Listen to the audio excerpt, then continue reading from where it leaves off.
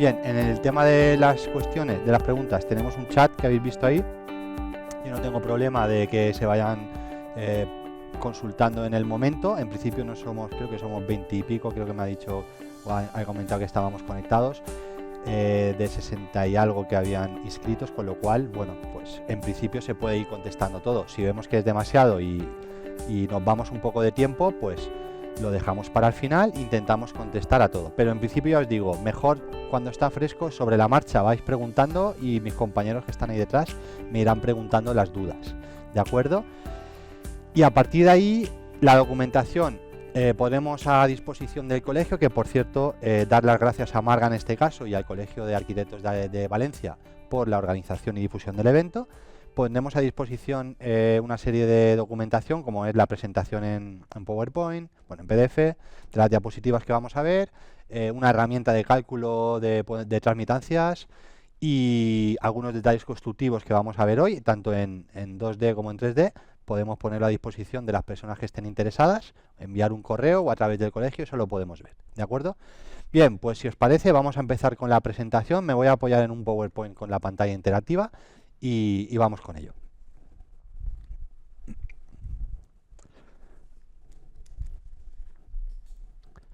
Bien, disculpad. ¿En este lado, no, Víctor? No, en el otro. En el otro, vale. Bien, tengo la presentación preparado en 4 módulos. El módulo 1 y el 3 son módulos teóricos. El 1 intentaré no extenderme porque es un poco, bueno, pues la introducción a los puentes térmicos y su influencia en los edificios, también el marco normativo. El 3 sí que es importante, sobre todo cuando vamos a empezar a calcularlos, un poco conocer los fundamentos del cálculo y qué software en este momento me permite hacer una simulación que cumpla las normas, la normativa y que sea efectiva a la hora de obtener los valores que necesito.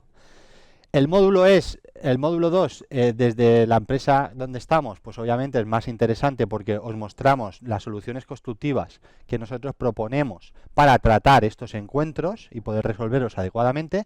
Y al final, en el módulo 4, en el formato webinar como estamos, yo voy a exponer un caso real de una vivienda unifamiliar donde se ha calculado sin resolver puentes térmicos y después de introducir estos valores para ver la influencia y qué eficacia tiene en el consumo, en las emisiones y sobre todo en la certificación energética y en el cumplimiento del H1 en un caso real, para que se vea de una manera más real. Obviamente aquí lo que vamos a hacer es mostrarlo el proceso con diapositivas y en los cursos más personalizados se puede entrar y hacer ese caso práctico para que de alguna manera los asistentes puedan un poco entender y manejar los programas. ¿De acuerdo? Vamos a empezar. Bien, definición y concepto de puente térmico. Bueno, creo que todos más o menos tenemos en la cabeza de qué se trata. Sí que hay una definición normativa que te dice que es parte del envolvente de un edificio en la que la resistencia térmica, normalmente uniforme, se modifica significativamente debido a penetraciones completas o parciales al envolvente edificio de materiales con diferente conductividad térmica y o cambios de espesor en la fábrica, etcétera, ¿no? Con diferentes motivos. Al final, si veis en este diagrama de flujo de calor, ¿no? Veis que cuando no hay puente térmico o hay puente térmico muy reducido, más allá del valor, ¿no? Veis aquí los vectores, más allá del valor absoluto, lo que me interesa es que los vectores más o menos tienen el mismo tamaño. Es decir, la transferencia de calor es más o menos homogénea.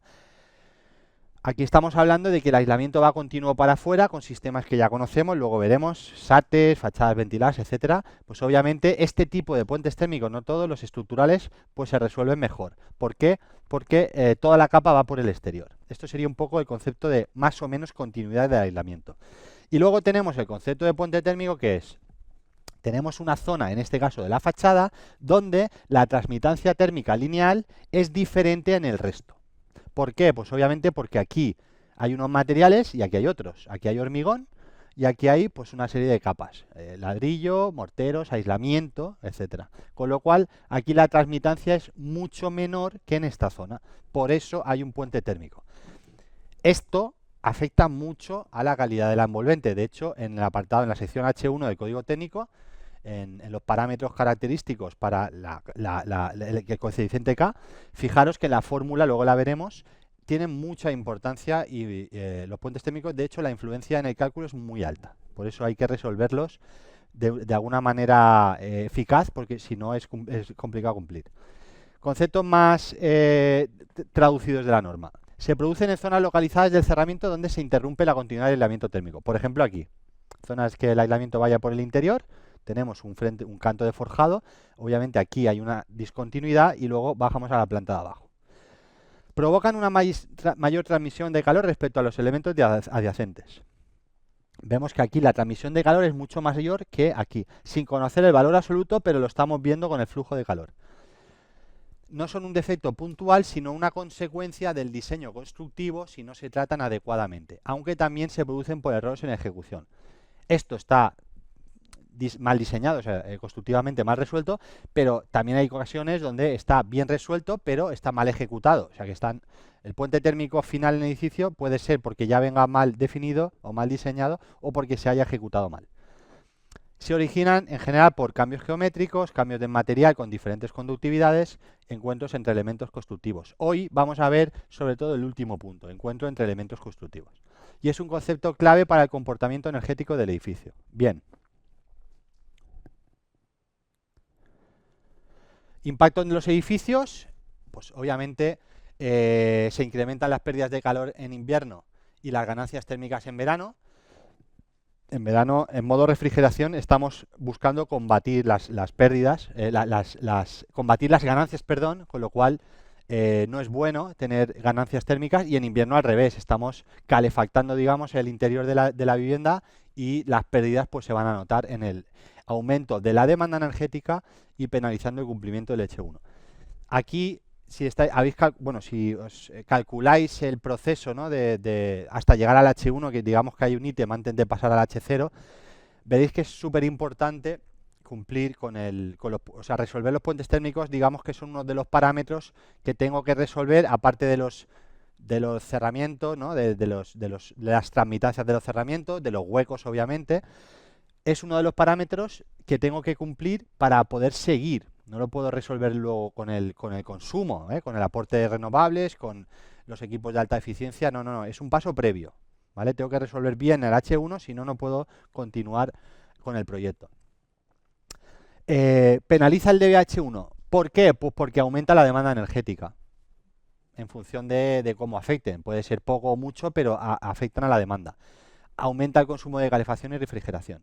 Luego, aparte de todo esto, obviamente tienes una pérdida de confort interior y patologías por el tema de las humedades, el riesgo de condensaciones que se puedan producir, etcétera. Pensar, por ejemplo, que cuando estamos estudiando las condensaciones y el punto de rocío en un punto interior, pues si lo estoy calculando para un cerramiento que lleva el aislamiento, si llego a un pilar, por ejemplo, y no lo lleva, pues la temperatura que se va a generar en la superficie de esa pared va a ser menor que en el resto del cerramiento, con lo cual, si yo tenía pensado, calculado o comprobada las condensaciones intersticiales en ese cerramiento, a lo mejor en el pilar tengo condensaciones, dependiendo de las zonas. Nosotros, el webinar de hoy, que es en Valencia, la zona B, C, en principio no habría más problemas, pero en las zonas del norte, que nosotros hemos hecho mucho por ahí, pues uno de los problemas graves, evidentemente, son las condensaciones a la hora de cumplir y de comprobar, y pues evidentemente todas las zonas donde no lleva aislamiento, pues en esa superficie de pared pues va a haber una temperatura menor, como es lógico en invierno, que en el resto de pared. Económico y ambiental. Aumentan el consumo energético y los costes de climatización, como es obvio. Siempre que aumenta el consumo o la demanda, o sea, cuando aumenta la demanda, aumenta el consumo y, por tanto, el coste energético y las emisiones de CO2. Encuentros más habituales en los edificios. Bueno, pues por ejemplo aquí tenemos fachada cubierta. Tenemos unas termografías, en este caso las hice yo en unas unifamiliares por ahí por la zona de Torrevieja. En este caso concreto se había utilizado materiales con muy pocos espesores. Ahí fue un tema de unos reflexivos, por ejemplo, sin cámaras, que estamos hablando de no llega al centímetro, pues obviamente no resuelve adecuadamente o lo suficiente como para que la cámara térmica no lo identifique. Estas también las hice yo, son un edificio de la Universidad de Alicante. Ahí es que directamente no hay aislamiento, también por la antigüedad y la tipología de constructiva. Luego estáis viendo aquí en esta zona donde se ve perfectamente el encuentro de los pilares de fachada y el forjado. También los cortón de los huecos es un punto crítico para poder, o susceptibles de tener puentes térmicos. Se reconocen puntos singulares donde generalmente el edificio suele fallar térmicamente, no por el elemento en sí, sino por el encuentro, correcto. Estos puentes térmicos no son teóricos, se pueden calcular y medir, como se comprueba en el módulo 3, ahora pasaremos a él, y se pueden visualizar mediante técnicas como la termografía infrarroja. Normativa de referencia.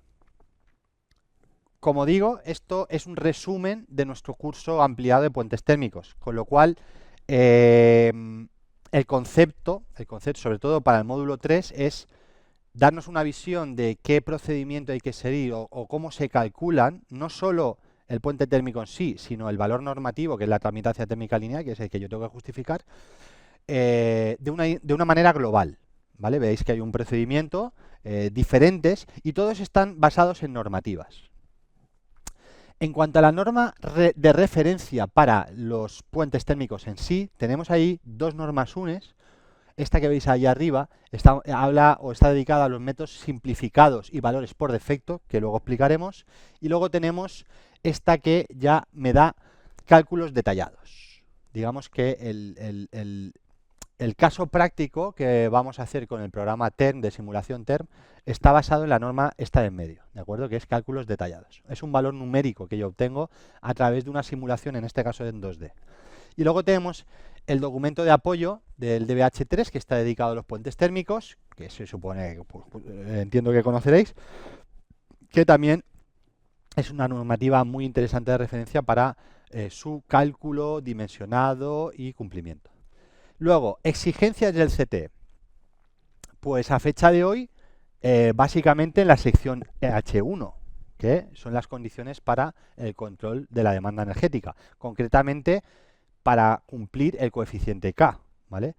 Que ahora lo tenemos aquí, la fórmula.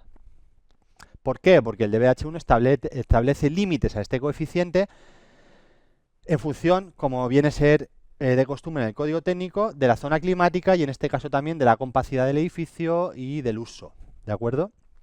Tenemos el K-límite, y el K-límite, si estáis calculando con un programa Hulk, Cipeter, Cerma incluso, o C3X con el complemento, o sea, cualquier proyecto de nueva construcción que estemos calculando, sabéis que cuando llega el H1, pues tengo que cumplir permeabilidad del envolvente y otros parámetros, por ejemplo, bueno, el control solar, etcétera, y sobre todo el coeficiente K. Pues el coeficiente K, fijaros que de la fórmula tengo sumatorio de áreas por superficies, o sea, por tramitancias, perdón, áreas, superficies por tramitancias de los cerramientos que conforman la envolvente térmica, fachadas, cubiertas, suelos en contacto con el terreno o con el exterior o con espacios no habitables, y también de los huecos, obviamente, ¿vale? Sería la superficie del hueco por la U del hueco. Y a esto hay que sumarle los puentes térmicos, que es la tramitancia térmica lineal por la longitud del puente térmico. Por ejemplo, si yo tengo un encuentro de la fachada con el forjado, donde yo he calculado numéricamente el valor de transmitancia térmica lineal, que hoy vamos a explicar cómo se calcula, no a enseñar, porque eso sería con un curso avanzado, pero sí a explicar cómo se calcula. Imaginaros que esto me da 0,36, pues hay que multiplicarlo por los metros lineales de ese encuentro que haya en la vivienda, que por ejemplo en el caso como el del caso práctico es mucho, porque es una vivienda unifamiliar aislada y hay muchas cantidad o metros lineales de puente térmico, con lo cual en determinado tipo de edificio de vivienda afectan mucho, más o menos dependiendo del tipo. Luego tenemos los puentes térmicos puntuales que, a no ser que sea algo muy significativo y que tengamos la manera de saber ese valor, lo vamos a despreciar. Con lo cual es, por mucho que yo aísle los cerramientos, por ejemplo en zona de invierno, pensando en la zona de invierno, por mucho espesor que ponga de aislamiento, si no resuelvo los puentes térmicos, esa fórmula probablemente no me vaya a dar. Eso es un poco el resumen. Entonces hay que, aparte de poner unos cerramientos adecuados, unas SUS y unos huecos, hay que corregir los puentes térmicos. Como dice ahí abajo, no es suficiente con cumplir los valores U de los cerramientos, los puentes térmicos pueden penalizar significativamente el resultado, en edificios bien aislados su peso relativo es cada vez mayor. Sí. Cuanto más aislado o cuanto más menor U tenga el cerramiento, más se va a notar o peor va a ser el valor del puente térmico. El coeficiente K demuestra que no basta con aislar bien los elementos, sino que hay que resolver bien los encuentros. Bien. Y ya para finalizar con este primer bloque, simplemente, bueno, en cuanto a la justificación, como hemos dicho antes, la normativa a cumplir sería el CTE, el DBHE, la sección H1. Para la justificación del cumplimiento del CTE te permite dos métodos, el simplificado, que es lo que la mayoría de proyectos hacen, a no ser que tenga alguien en el estudio o en la empresa que sepa calcularlos o lo externalice, como pasa con nuestra empresa, que nos piden bastantes cálculos. Si no está esa situación, hay que hacer con valores tabulados, que me dan los programas de cálculo y me dan también los documentos, como la norma UNE o el DBA H3, el documento de apoyo. Y si no, métodos numéricos detallados. En cualquiera de los dos casos está justificado el cumplimiento normativo. Para el caso de métodos numéricos, como el que se desarrolla en el proceso descrito en el módulo 3, que permite obtener un valor de transmitancia térmica lineal a partir de un flujo de calor obtenido mediante una simulación 2D o 3D, se debe de justificar adecuadamente dicho valor mediante un informe, etc.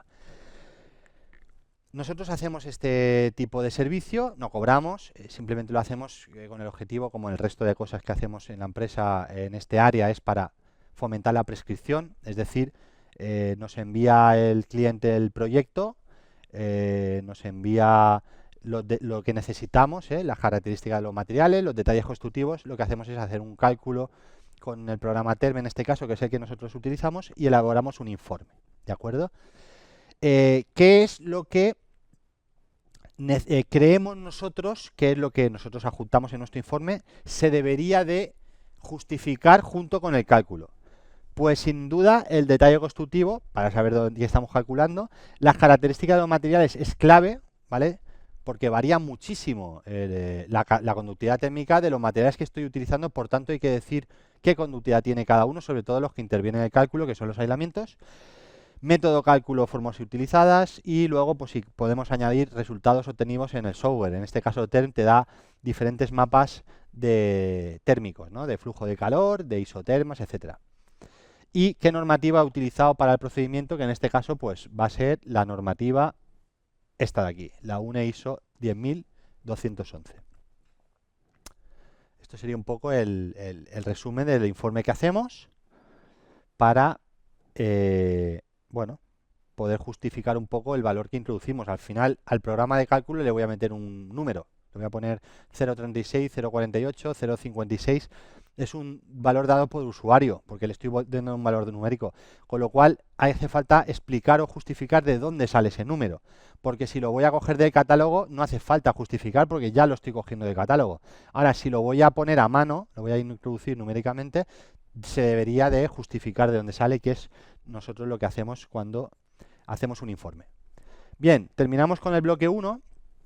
Antes de pasar al 2, pasamos, si os parece, al 3, y más en esta modalidad que no abrimos el TERM y trabajamos simplemente para que conozcáis un poco los fundamentos de cálculo y el software de simulación, y luego ya vamos a las soluciones constructivas y finalizamos con el caso práctico. Bien, como he dicho antes, aunque nosotros denominamos, bueno, realmente son puentes térmicos y normativamente, constructivamente los conocemos así, lo que yo tengo que cumplir en este caso, yo lo habéis visto en el coeficiente K, normativamente es un valor, que en este caso es la transmitancia térmica lineal del puente térmico, que conlleva la transmitancia térmica global de la envolvente, que es el coeficiente K.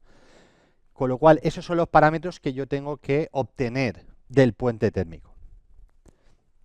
Los dos parámetros que caracterizan a un puente térmico pues van a ser, sobre todo, transmitancia térmica lineal, la chi, puede ser interior o exterior, luego veremos, y la factor de temperatura superficial interior. Esto no vamos a hablar hoy de esto, es objetivo de otro ámbito. Nos quedamos con la parte de arriba. Y este término, os voy a leer primero la descripción de la norma 1 y luego vamos a ver qué es. La descripción de la norma sería cantidad que describe la influencia de un puente térmico lineal sobre el flujo de calor total a través de la envolvente. Como decía, a mí si me dicen 0,46, en principio yo no puedo saber si es buen o mal valor. Si ya sé el detalle constructivo y lo que tengo alrededor, sí, ya puedo, con la experiencia de muchos cálculos, saber si ese valor es bajo, alto, si está bien resuelto, si no, si me va a conducir a cumplir o si no. Pero si no es imposible, ¿vale? Porque depende, por ejemplo, de la U, del cerramiento que tenga adyacente. Con lo cual hay que tener en cuenta que es que mide la pérdida adicional provocada con respecto al resto de cerramiento. O sea, pensamos siempre en el resto. No es un valor absoluto. Nunca va a ser 0,86 malo siempre o bueno siempre. Nunca. Dependerá. Expresa el exceso de flujo térmico por metro lineal respecto al cerramiento sin puente térmico. Sí. Si yo tengo un cerramiento donde tengo una continuidad que me da un flujo más o menos homogéneo, si yo tengo un encuentro donde esa continuidad no es tal, bien sea por el encuentro o por el material diferente o por lo que sea, sí que voy a tener un exceso de flujo térmico y eso es lo que me va a medir la transmitancia térmica lineal. Se calcula mediante métodos simplificados, tablas o numéricos, simulación. Y es un parámetro, como ya hemos dicho, requerido para justificar el cumplimiento del H1. Esta es la fórmula que nosotros utilizamos, que está sacada del documento S, para calcular. Tenemos arriba flujo térmico total en vatios, que es lo que obtenemos del programa, del TERM. Abajo tenemos la diferencia de temperatura, que veis que se puede, a falta de datos, estimar en 20 grados ese salto térmico, según el código técnico, y es válido para los cálculos. Y luego hay que restarle sumatorio de transmitancias por longitudes, ¿de acuerdo? En los casos, por ejemplo, que vais a ver de fachadas, pues si es un forjado intermedio, ese valor pues va a ser el mismo, ¿de acuerdo? En la de arriba y en la de abajo, y en caso de cubiertas o voladizos o situaciones diferentes, pues habrá que medirlo cada vez, ya lo vais a ver luego, ¿vale? Habrá que medirlo sobre el plano en DXF, por ejemplo. Bien, métodos simplificados, esto lo pasamos rápido porque ya lo hemos visto. Vemos que tenemos un método simplificado que es basado en la norma y un método numérico. El método simplificado está basado en valores tabulados y expresiones aproximadas. No es un valor que yo he calculado de ese encuentro concreto, de ese edificio concreto. Es un valor estimado, por eso es estimado, en función de unas tablas o unas aproximaciones que se calcularon en su día, tanto en el atlas de puentes térmicos como en la tabla C2, esta de la UNE, como los valores por defecto del H1. Si abrimos esto, por ejemplo, que os quedéis con un número, porque en este caso coincide, no tiene el porqué, pero va a coincidir con el que calcularemos luego, o como el que explicaremos cómo se calcula es, este sería un encuentro de fachada con el forjado. Bueno, vamos a suponer que ese espesor no es el mismo que el de la fachada, si no eso no va a poder apoyarse bien, pero bueno, para los espesores que hay hoy. Pero bueno, el caso es que esto sería poner aislamiento en frente de forjado, que vamos a explicar una solución, ya veremos qué espesor, y la chi sub i es 0,65. Vamos a quedarnos con ese valor, más o menos, un 0,65. Bien, estos son valores tabulados. Pues obviamente si yo no pongo aislamiento, tengo un valor muy alto, 1, dependiendo si tengo un SATE, ¿no? SATE entre comillas, porque el SATE hay que calcularlo, pero bien, se puede simplificar 0,10. Yo he visto muchos proyectos donde me ha llegado un valor de 0,10, me dicen, necesito un 0,10. ¿Por qué? Pues porque se ha calculado así.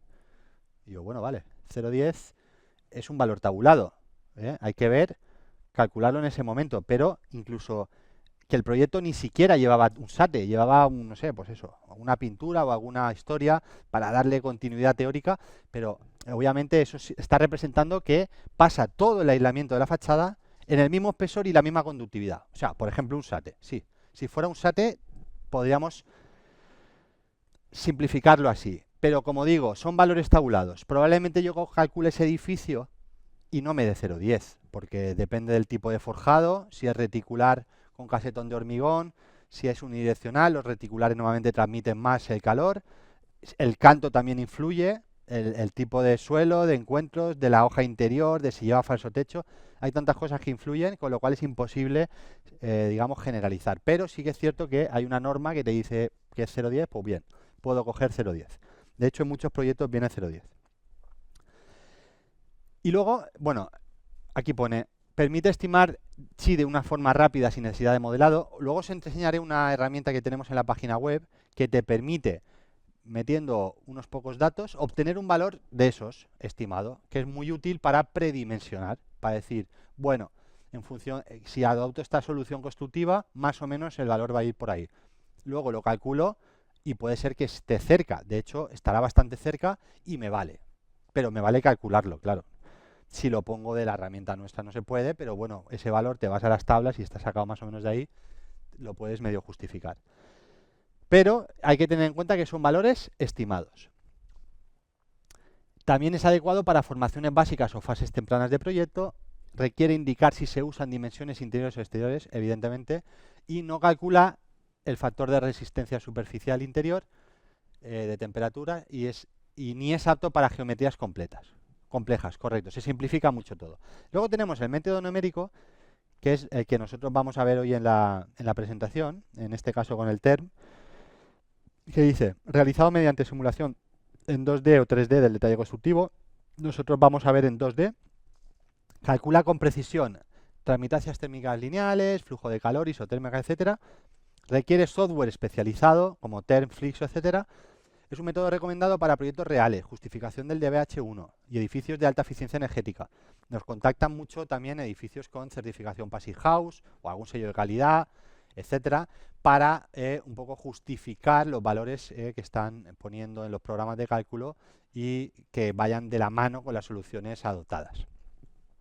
Sobre todo en este tipo de edificios que tienen un control más exhaustivo de los valores energéticos, tanto de los carpinterías, de los cerramientos, de los materiales, obviamente, porque tienen una calidad energética superior, se supone, al resto, con lo cual también el control de estos datos también es mayor. Debe indicarse el sistema dimensional, si es interior o exterior, como antes, y debe emplear condiciones de contorno y resistencias térmicas normativas. Esto es súper importante, de hecho en la parte del cálculo que explicaremos es lo más importante, las condiciones de contorno y lo que yo, digamos, planteé como base de cálculo.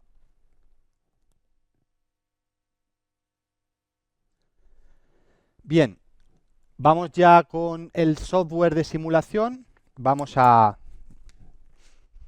explicar el procedimiento, ¿no? Vamos a explicar un poco el programa y luego un poco el procedimiento sin hacerlo porque no da tiempo, pero sí un poco que veáis un poco el procedimiento y los pasos a seguir. Bueno, ¿qué es TERM?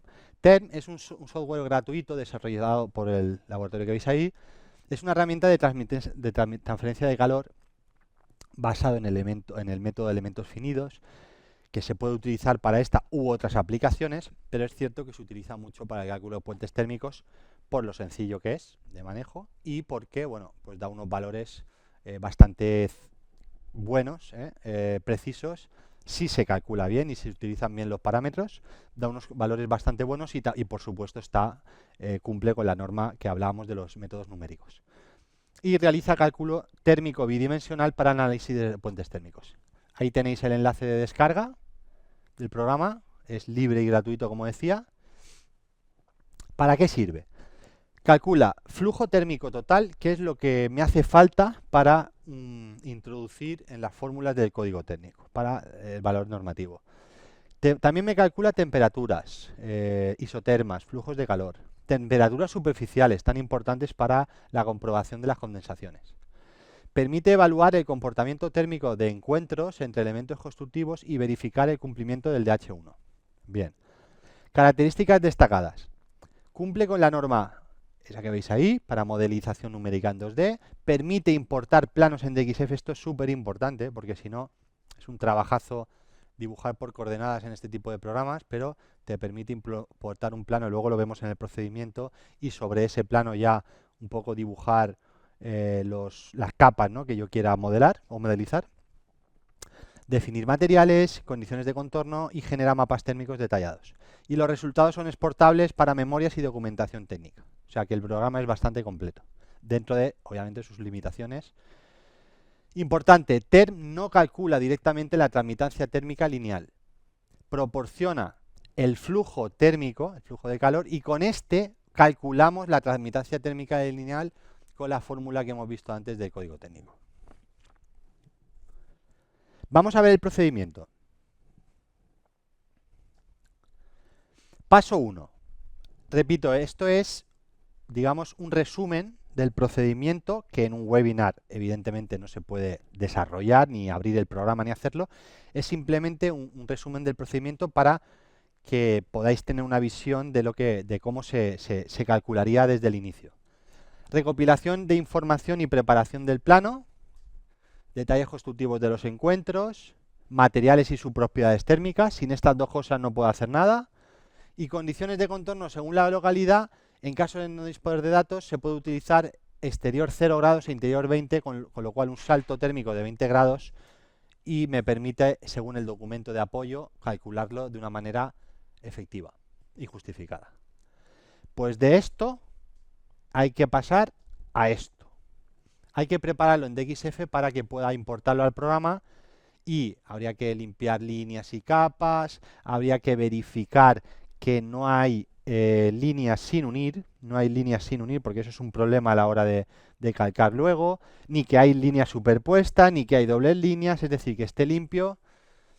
Una vez que esté limpio y concreto, se pueden hacer polilíneas, por ejemplo, y luego romperlas para asegurarnos de que los polígonos son cerrados y no quedan huecos. Después, la recomendación es crear un nuevo dibujo, llevarme solo eso en una capa y pegarlo en el 00, en el origen de coordenadas, porque si no, cuando lo importe, no lo voy a encontrar, va a aparecer donde sea, y en Term moverme con el scroll es muy complicado. Y luego otra recomendación, guardarlo como DXF 2010 o versiones anteriores, para que no dé problemas al leerlo. Paso 2. Ejecución del programa en entorno de trabajo. Bueno, ahí tenéis, podéis mirar, luego cuando os deje las diapositivas, podéis echar un ojo un poco a la interfaz, a las diferentes opciones. Tenemos, sobre todo se utiliza dibujar rectángulos en el F3, se utiliza mucho el mover puntos, desplazar puntos, se utiliza mucho. También en mover polígonos se puede utilizar. Por supuesto calcular y mostrar resultados, que es simplemente darle al botoncito ese. Digamos que es bastante sencillo. Configuración de las preferencias de usuario, ahí os he dejado simplemente pues, cosas a tener en cuenta, de las unidades de medida, del tema de la flecha de gravedad, etcétera. Paso 3. Primer paso clave, definición de las prioridades de los materiales. TER tiene una cosa muy buena, que es cuando yo voy creando materiales nuevos, se me guardan en el ordenador, ¿no? En el directorio. Con lo cual ya no tengo que volverlo a crear después. También cuando me traigo un archivo de fuera o abro un archivo, me da la opción, me pregunta primero si, como ha encontrado nuevos materiales en la librería, si quiero traérmelos, si quiero descartarlos, si quiero combinarlos, me da opciones para poder trabajar con una librería. Pensar que la mayoría de materiales los vamos a generar o definir según el catálogo de elementos constructivos, porque ya están ahí y porque tampoco influyen en el cálculo. Hormigones, morteros, madera, plásticos, vidrios, un montón de materiales, vamos a definirlos en función de los catálogos del HUL, de los programas de cálculo, o directamente del CT, del catálogo en físico. Lo más importante son los aislamientos, que son los que más intervienen en el cálculo. Entonces aquí sí que conviene crearse una base de datos de productos reales, con conductividades reales, con fichas técnicas reales, que sabemos que se pueden conseguir en el mercado actualmente, y en nuestro caso, cuando nos lo pasan los clientes, pues los que nos den hacerlos. Es decir, si he utilizado una lana mineral de 0034, pues poner esa y no poner otra, porque si no el cálculo va a variar. Con lo cual, tema de definición de materiales, lo primero que hay que hacer y es muy importante. Y a continuación, definición de las condiciones de contorno, que son las dos cosas que yo tengo que hacer antes de dibujar. ¿Veis? Aquí no hemos empezado aquí a dibujar con el TERM, lo único que estamos definiendo materiales y condiciones de contorno. Condiciones de contorno. Pues habrá que crear una condición de contorno por cada situación que se va a encontrar el flujo de calor. Por ejemplo, pared interior. Si me acompaña, si no salgo de la cámara. Aquí. Imaginaros que estoy aquí en una pared interior. Pues aquí, en esta pared, tengo una condición de contorno. Es decir, el flujo de calor que va de dentro a afuera, ¿vale? Cuando llega aquí a esta pared, ¿yo qué tengo? Tengo una resistencia térmica superficial, ¿de acuerdo? Que esa la marca el código técnico, con un flujo horizontal de calor. Y luego tengo lo que se llama el coeficiente de película, que es lo que me hace falta meter al programa, que es la inversa de esa resistencia térmica superficial. Y luego que tengo una temperatura interior. Con lo cual, la condición de contorno de pared interior o fachada, no sé, yo llamaría pared interior horizontal, con flujo horizontal, por ejemplo, esa yo la voy a definir con el coeficiente de película, que es la inversa de la resistencia térmica superficial de esa pared, y con la temperatura interior. Pues igual que este caso que he explicado, habrá que hacer para el exterior, habrá que hacer para el suelo, porque el flujo es descendente, habrá que hacer para el techo, que el flujo es ascendente, y las RSI cambian. Habrá que hacer para situaciones como cámaras sanitarias, que son, digamos, singulares, como fachadas ventiladas, terreno tiene otra condición. Habrá que hacer una para cada caso. Cada caso que se vaya encontrando el calor a su paso. Y esto es lo que hay que definir. También lo bueno del programa es que lo hacemos una vez y ya se quedan. Marcamos las primeras y esas ya las voy a utilizar siempre. Esto es súper importante porque dependiendo cómo defina esto, luego el cálculo me va a dar. Y aquí ya sabéis que hay veces que hay proyectos que es que no me cumple, me hace falta un 0,28. Claro, si yo toco esto me da 0,28, pero eso no es. ¿Vale? Hay que hacerlo bien. Hay que poner bien los materiales y las condiciones y que dé lo que tenga que dar. Y el 0,28 buscarlo con la solución, con el espesor o con otra situación, no con estos valores, ¿de acuerdo? Por eso nosotros en el informe sí que indicamos bien los materiales utilizados con sus características y las condiciones. Bien. A partir de ahí ya podemos dibujar. Paso 4. Definición geométrica del detalle, ¿no? Entonces, como tengo el DXF bien preparado, se supone, pues me va a ser muy sencillo dibujar. Si no, es complicado porque tengo que hacerlo por coordenadas, entonces se me va a complicar mucho el dibujo. Si lo puedo hacer así, pues nada, usamos el DXF como capa de fondo, lo importamos con la acción underlay, está de aquí, nos aparece el detalle en un calco, no existe, no está. O sea, no está, quiero decir, que no es un dibujo, es un calco. Dibujo es cuando yo empiece a hacer rectángulos o polígonos y les ponga un color o un material. Hasta entonces simplemente es un calco. ¿Bien? De hecho, yo cojo a seleccionar y no me selecciona nada, no existe, eso es simplemente un calco. Entonces, con ese menú y luego, importante, hay que escalar. Si es en milímetros hay que añadir 3 ceros. Por ejemplo, como yo, por ejemplo, dibujo en metros en AutoCAD, si dibujas en metros, cuando lo pasas a term, hay que ponerle 3 ceros porque ahí me lo está metiendo en milímetros. Y luego, definición geométrica, dibujo del detalle, pues ya con la herramienta dibujar sobre todo rectángulos, es la que más se utiliza, F3, hay que realizar el modelo geométrico en 2 dimensiones, definido por sus planos de corte. Planos de corte no vamos a hablar de todo, pero por ejemplo, el plano de corte en el interior suele ser 1 metro en fachada, superior e inferiormente. En el forjado suele ser 1 metro o 1,50. Lo de 1 metro es porque, por normativa mínimo, normativa de los cálculos, tienes que coger mínimo 1 metro, de ahí para arriba.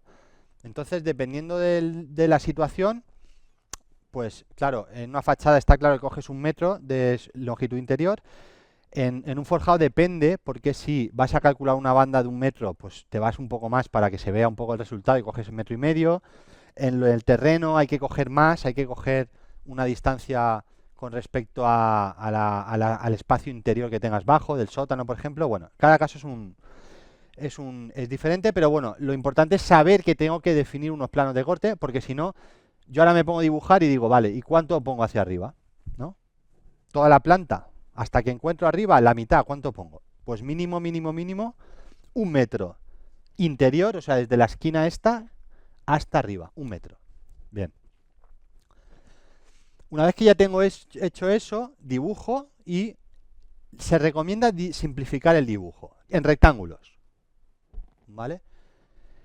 Si tengo dos, por ejemplo, pavimento y cola, o mira, el autonivelante y la cola la cola, o sea, el adhesivo cementoso del pavimento.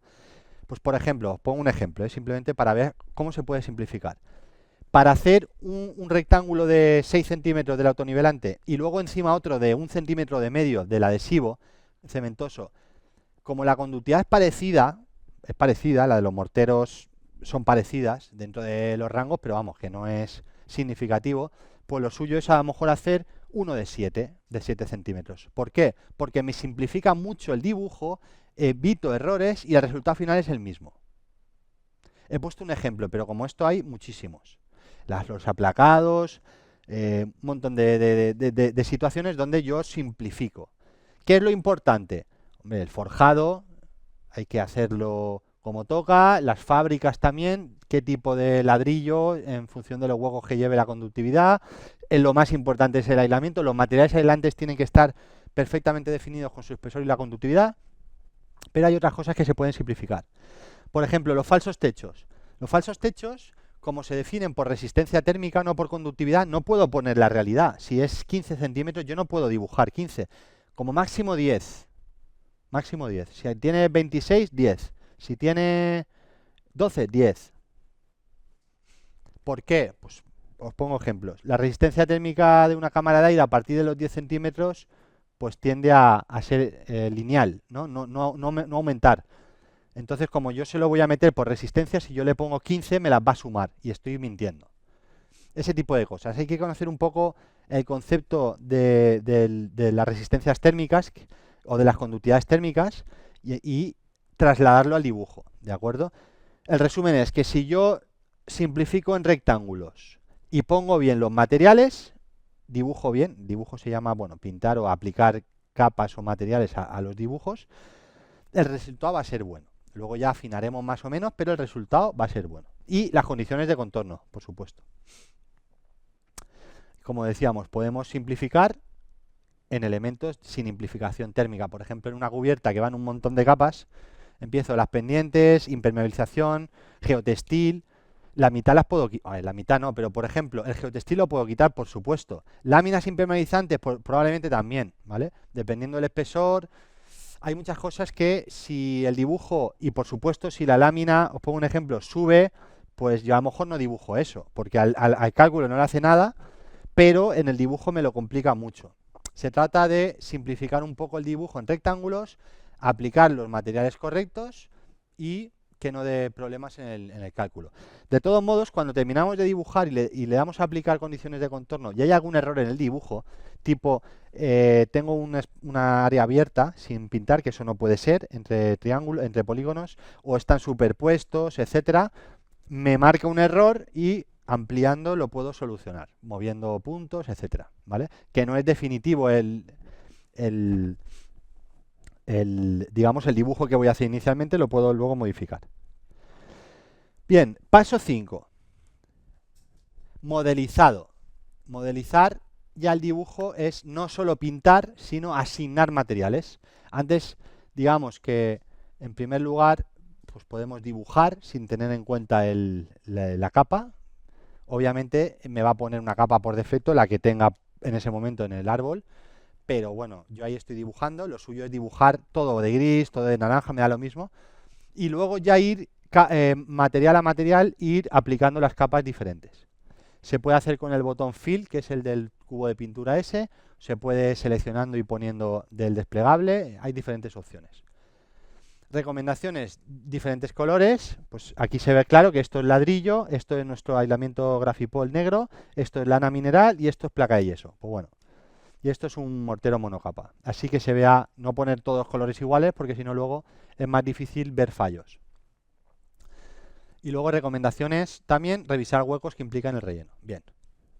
Y luego asignaciones de condiciones de contorno, como yo ya he explicado más o menos lo que es, simplemente sería asignar y luego hay que seleccionar la superficie que yo quiero asignar y me voy a la biblioteca o a la librería donde yo la he creado y se lo digo. Le digo si es interior o exterior, le digo de qué condición es y le doy a aceptar y ya me las está considerando. No hay que dejar bordes sin condición de contorno. Si es la única que es que no haya transferencia de calor es adiabático. Por ejemplo, los planos de corte, si yo corto 1 metro, esa línea, eso sería adiabático. Pues hay que ponerlo. Si no viene por defecto, que vendrá, si no se lo ponemos. Pero no se puede quedar ninguna condición, ninguna línea, digamos, exterior sin una condición de contorno. Y el último paso, de term, no del cálculo del puente térmico, de term. Cálculo del flujo de calor y resto de parámetros. Simplemente darle al botoncito este o el F9, revisar el panel de mensajes, si hay polígonos abiertos, regiones sin material, etcétera, pues se busca. Y term proporciona el flujo de calor en vatios atravesando el plano de cálculo, importante para el cálculo de transmitancia térmica lineal junto a las longitudes de modelo y el salto térmico, con esa fórmula.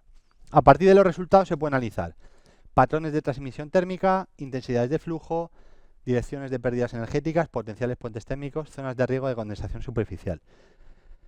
Aquí creo que no viene, pero se puede hacer también un cálculo de transmitancias térmicas, no lineales, térmicas, la U, de cualquier cerramiento que quiera. Para ello solo tengo que coger un segmento pequeñito, ¿de acuerdo? Aplicarle una condición de contorno que toque, pero decirle que es, en vez de interior, U fachada, por ejemplo, y cuando yo calculo el U factor, eso es la U. Fijaros que eso es la U. ¿Qué pasa? Que exterior pasa por más sitios. Aquí hay una U y aquí otra, y esto es una media, ¿de acuerdo? Pero si yo cojo un trocito pequeñito de segmento y le llamo U fachada, me va a salir ese valor que es la U de la fachada. Es una manera de calcular la U exacta que debería de ser la misma que el programa que esté calculando Joule o Zipeter o el que sea, debería ser la misma, puede variar algo, pero bueno, en principio es la misma o muy parecida. Y luego me deja seleccionar el tipo de visualización, se pueden ver isotermas, se puede ver infrarrojos, este es muy bueno también para ver si hay algo raro, si nos hemos dejado alguna zona incorrecta, se vería enseguida. Aquí te ve la temperatura exterior y la temperatura, entender que hemos marcado 0 grados y 20, con lo cual esto tiene que tener un mapa de calor rojo, digamos, y esto más oscuro o más frío. Para análisis numérico avanzado, seleccionar el botón U, que es este, ¿de acuerdo? Esto sería el procedimiento del TER desde el 0, o sea, desde tengo que empezar desde 0, tengo incluso, bueno, un proyecto básico, habría que verlo, pero uno de ejecución seguro, porque ya tengo materiales con características y detalles constructivos, y a partir de ahí puedo llegar al paso 6, que es obtener los valores que necesito para cumplir. Una vez que he obtenido esto, no sé qué hora tenemos, voy a ver. Vale, 1:05. Una vez que yo tengo esto, el siguiente paso sería implementar los valores que yo he obtenido o he calculado en los programas de cálculo. Entonces aquí, ahora lo mostraremos. Perdón, primero hace falta calcular la transmitancia térmica lineal. Esta herramienta os la podemos facilitar, es una de las cosas que he dicho al principio de facilitarlo a través del colegio o si nos lo pedís por email o luego lo vemos si queréis.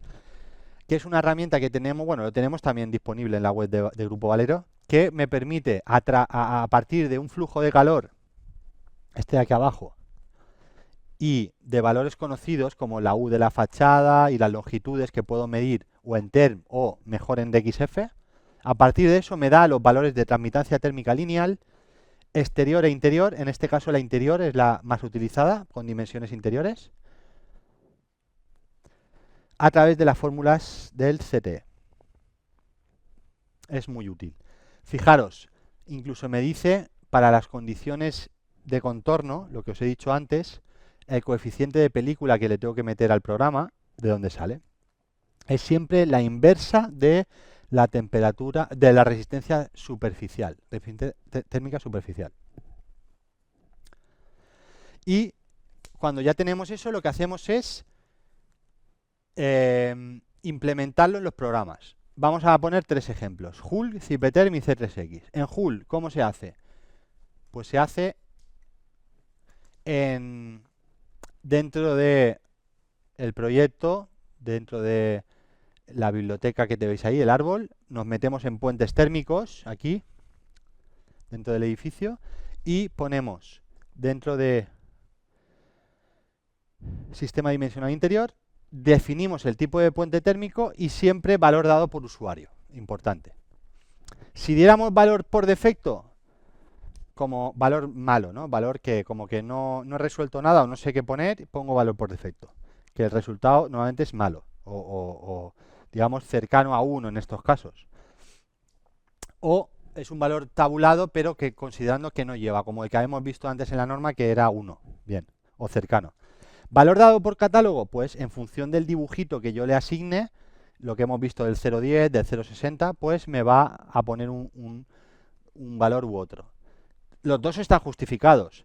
El tercero, valor dado por usuario. Este es el que yo me refería, que si yo se lo pongo a mano, pues tendré que decir de dónde sale si alguien me lo pide, ¿no?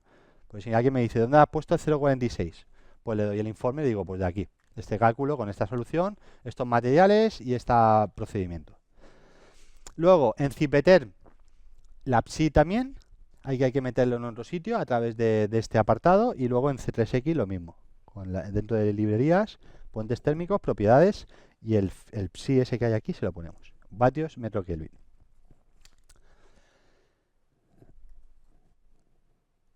Bien, esta es la última parte ya del bloque 3 y con eso ya pasaremos a las soluciones y al caso práctico.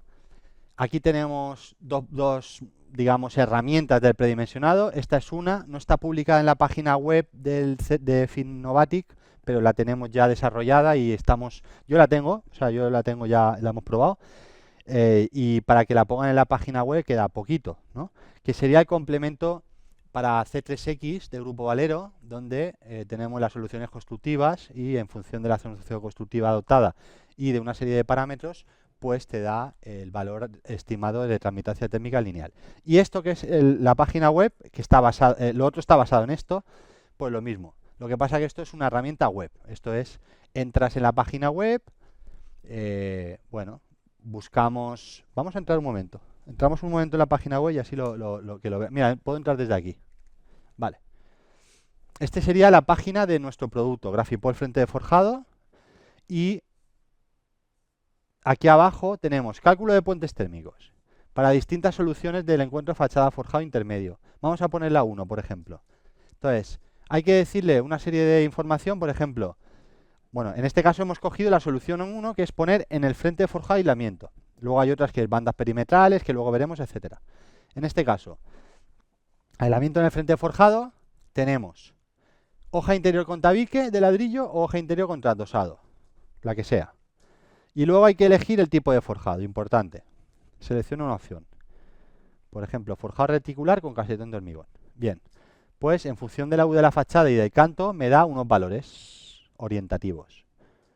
Que fijaros ese 0,65 que se parece mucho al que vimos en la norma, para un canto 30.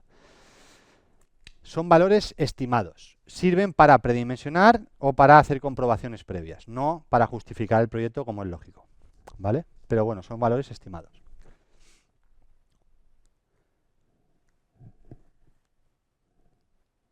Son rápidos, son valores muy útiles para, ya os digo, buscar la solución más óptima. Y ya vamos a hacer nada, voy a beber un momento y vamos a ver, a pensar bien la hora, vamos a ver si hay alguna pregunta y ya nos metemos con el módulo 2 y con el módulo 4. El módulo 2 os mostraremos las soluciones constructivas que propone Valero para estos encuentros y este módulo 4 es simplemente rápido un caso práctico de la influencia de los puentes térmicos en una vivienda unifamiliar para que se vea un poco la importancia de esto. Bien, es la una. ¿Tenemos alguna pregunta, Víctor? ¿No? Vale.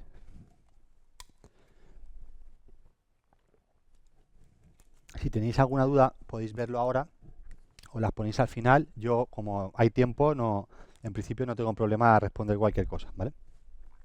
Módulo 2.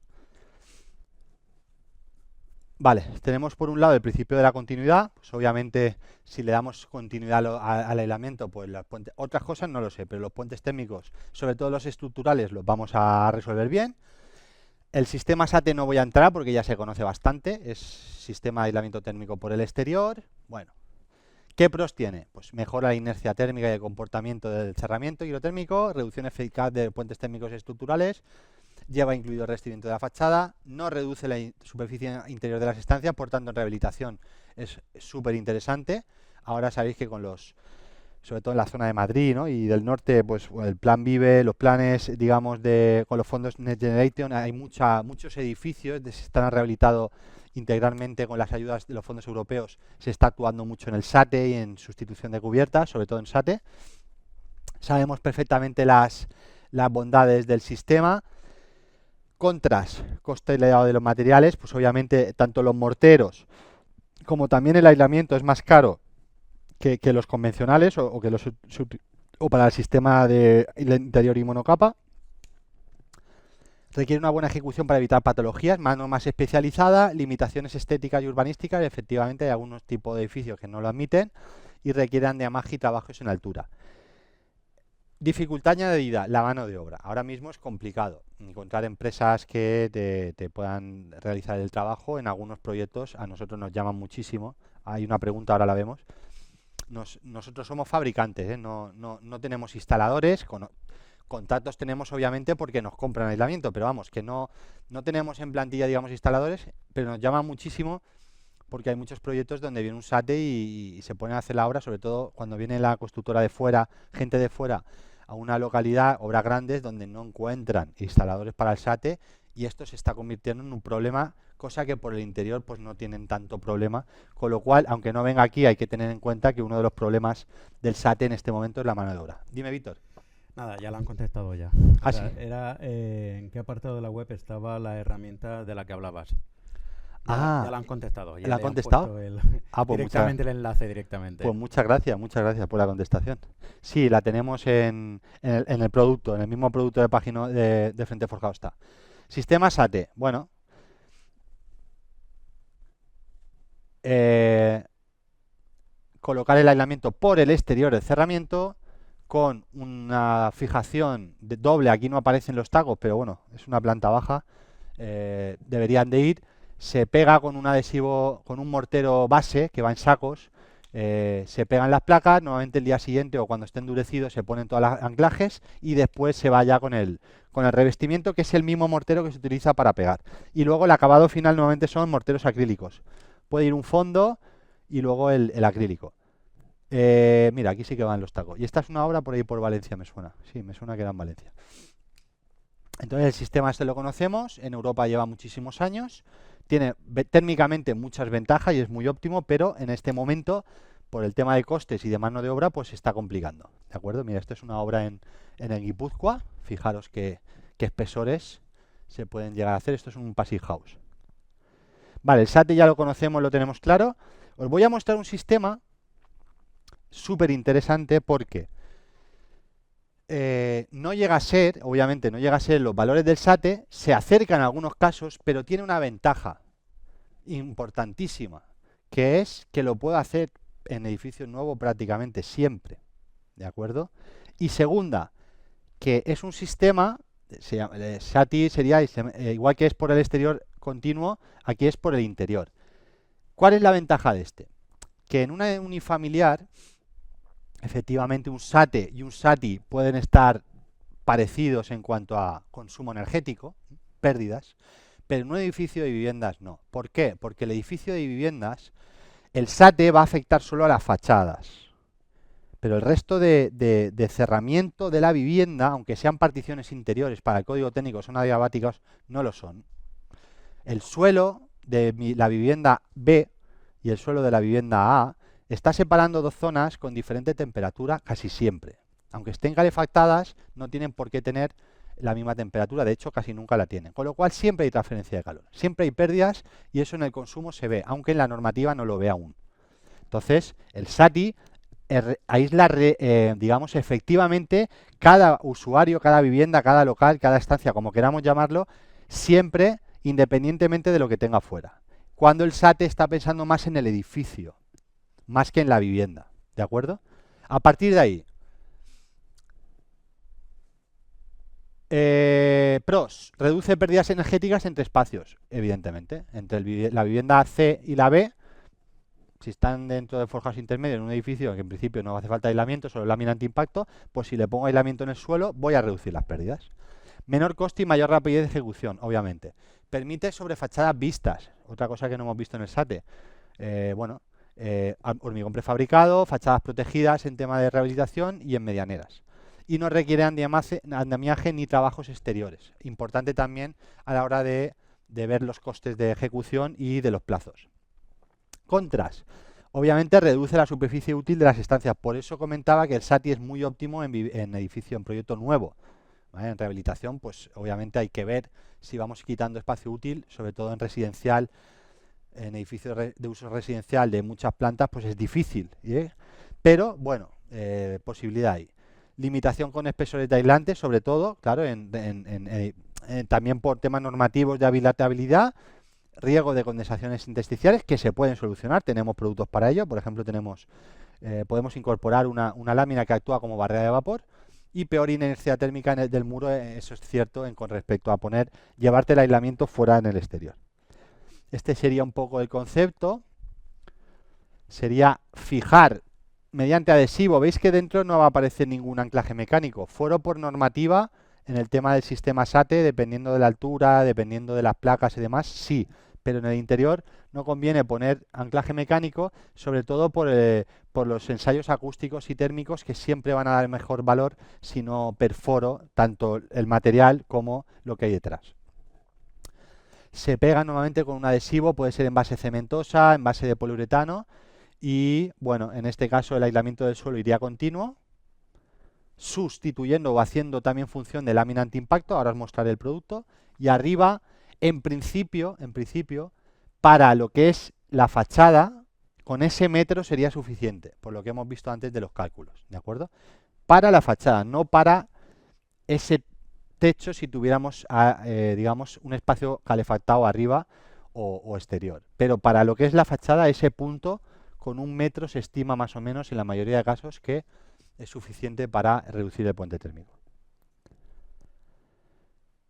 Esto sería una passive house, donde el aislamiento es continuo interiormente completo, ¿de acuerdo? Más allá de que luego pueda doblar en la cubierta de aislamiento, etcétera. ¿Una pregunta? Ahora voy. Pero bueno, el concepto de passive house, fijaros. Luego además se le puede incorporar una barrera de hermeticidad para los ensayos blower door y lo puede resolver bastante bien, cosa que con un SATE esta parte no. ¿Vale? Esta parte no. Sí, la pregunta. Es que no la veo de aquí. Si no me la decís. Acércate si quieres. A ver. O lo puedo leer aquí, ¿no? Sí. Vamos a ver. El SATI se puede hacer también con lana mineral, prolongando la que se ha utilizado en el trasdosado y uniéndose con el aislante del radiante. Sí, sí, claro. Cualquier material que se pueda... Bueno, la lana igual te toca clavarla porque se te puede desprender, no tiene tanta buena adherencia y pesa más. Pero sí, al final, obviamente yo os voy a hablar de nuestro material, que es EPS con grafito, Grafipol, pero el SATI es aislamiento, ¿no? Cualquier aislamiento podrías ponerle una banda de 1 metro aproximadamente. Ahora vemos más preguntas. El objetivo del SATI es...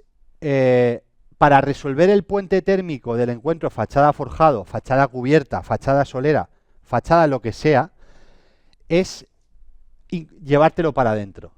¿Por qué? Lo vamos a ver luego en los dibujos del caso práctico. Porque las pérdidas energéticas que se van por ahí, a partir de 1 metro ya son casi despreciables. Luego tendrás pérdidas energéticas hacia arriba y hacia abajo, pero hacia allá ya no. Con lo cual, SATI como concepto de SATE o de fachada por el exterior sí que es muy efectivo, 1 metro es suficiente. Por supuesto, si pones 1,5 o 2, pues mejor, cuanto más mejor, pero bueno, con 1 metro es suficiente. El suelo, buena pregunta es, claro, en el suelo, aunque hiciera falta 1 metro, porque realmente, voy a poner otra foto, realmente por cálculo sí que haría falta solo 1 metro, por ejemplo esta. Fijaros, eso es un edificio en Benidorm, una torre. Claro, en suelo haría falta 1 metro, pero ¿qué pasa? que aquí necesito una lámina antiimpacto. Por ejemplo, en este edificio iba en proyecto una lámina antiimpacto. Como yo ya tengo que meter 1 metro perimetral, pues oye, meter 1 metro de 2 centímetros y luego una lámina de 1 centímetro con su escalón, 2 productos diferentes, doble colocación, pues hago números igual. Si me da la posibilidad al fabricante, que en nuestro caso la damos, de ese mismo producto me cumpla la función de aislamiento térmico y acústico a red de impacto, como es el Thermo Impact Roll, lo tengo. ¿Qué tengo que hacer? Unir el aislamiento del suelo con la fachada, si es que me baja la fachada, que es Grafipol también, lo tengo. Y en el caso de encontrarme con un elemento rígido, no aislamiento, hormigón, medianeras, pilares, que no vaya aislamiento por ahí, lo subo hasta la alcota de pavimento para poder conformar el suelo flotante. Aquí se echaría el recrecido de mortero, aquí va autonivelante, si no recuerdo mal, o plastón, no recuerdo, iba por plantas, y luego ya va el pavimento. Por eso, en el detalle constructivo, nosotros ponemos 1 metro arriba y abajo continuo, pero no es porque arriba haga falta 1 metro térmicamente, hace falta lo mismo. Es porque arriba, en principio, no va aislamiento en los techos, en principio, y en el suelo siempre va. Mínimo, mínimo, una lámina antiimpacto, mínimo. Claro, si estoy en una planta baja, pues ya tengo aislamiento, ¿no? 4 o 5 centímetros, porque estoy separando calefactado de no calefactado, pues ahí ya lo tengo. Uno, el del suelo con el de la fachada, ya lo tengo. Pero en el techo, como muchas veces no hay, pues ese metro que decía perimetralmente. Se utilizan en la construcción tales materiales como bloques de hormigón aligerado, aireado o bloques de hormigón celular. Por ejemplo, la marca Ytong.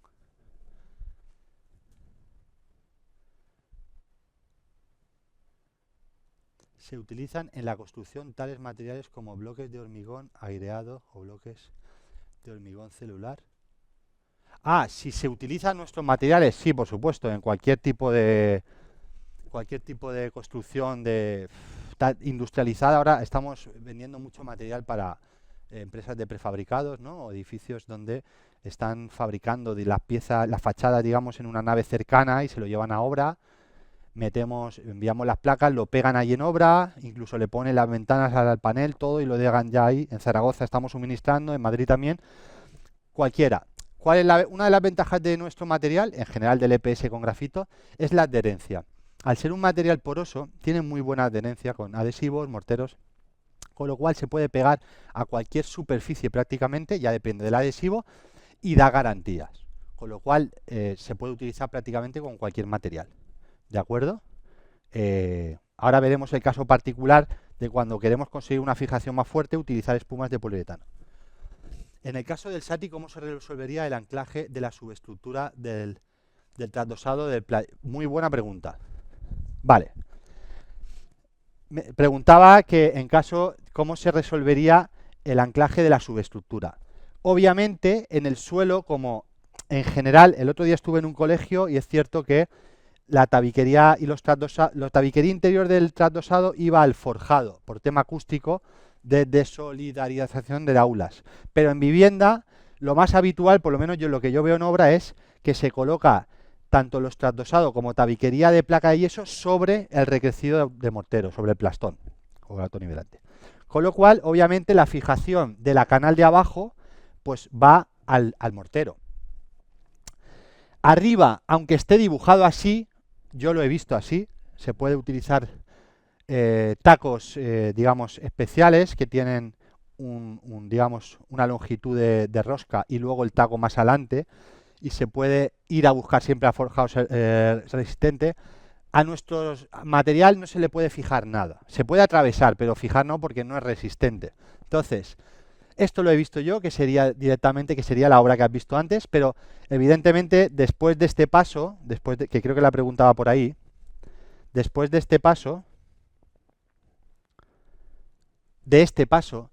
el de la placa lo que hace es romper nuestro material, poner una cinta de 1 centímetro de nuestro material y atornillar la canal ahí arriba. Eso es lo que se suele hacer, ¿vale? Más. Pero se pueden ver las dos opciones, ¿de acuerdo? Se puede con un tornillo. El poliestireno, fijaros que a compresión trabaja muy bien. Una vez que ha deformado lo que tenga que deformar, en este caso que la canal se haya atornillado y haya hecho fuerza al tornillo, eso ya está muy fuerte. De hecho, nosotros vendemos mucho EPS para banda en rehabilitación, para bandas acústicas, térmicas, de solidarización de canales, maderas, etcétera.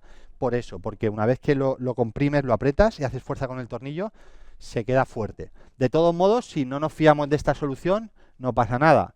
Podemos poner la canal al forjado como es costumbre y luego el metro empezarlo pues a partir de la canal. Con lo cual tenemos asegurado eso y como la canal siempre lleva mínimo una banda de 1 centímetro que podemos suministrar también, que también es aislamiento, pues el puente térmico hay un mini, no llega ni ese puente térmico, hay una continuidad de diferente espesor que se puede resolver. Esto es más digamos, por ejecución. El del aislamiento te lo pone todo y el que venga detrás, pues aquí el del mortero lo echa y luego la canal va sobre el mortero y arriba pues tienes dos opciones. O rompes el nuestro y tiras la canal arriba, o buscas un tornillo más largo y vas al forjado y aprietas la canal contra nuestro material. Se puede quedar bien de las dos maneras. Luego con los montantes también se va rigidizando todo y se queda bien. ¿Hay otra pregunta? Vale. Cuando va suelo radiante, nuestro aislamiento pues se coloca debajo y luego las placas de suelo radiante que también podemos suministrar, aunque en otros sistemas.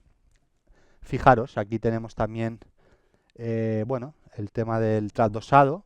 Aquí muchas veces también se rigidiza, ya no pensando en el SATI, en la fachada en general, muchas veces aquí a mitad pues le ponen pues a lo mejor un trocito de 10 centímetros de montante así en inglete para rigidizar o un montante atravesado también para rigidizar un poquito. Se puede pegar puntualmente, más allá de que vaya atornillado o encajado en las canales, se puede pegar con cualquier espuma de poliuretano o polímeros. Aquí vemos cómo eso está pegado todo con espuma poliuretano. Incluso el metal, el aluminio y los montantes se pueden pegar con polímeros. Se queda bastante bien. Con sujeciones puntuales. Y luego se puede echar sobre nuestro producto, en este caso con el roll, que lleva ya la lámina incorporada.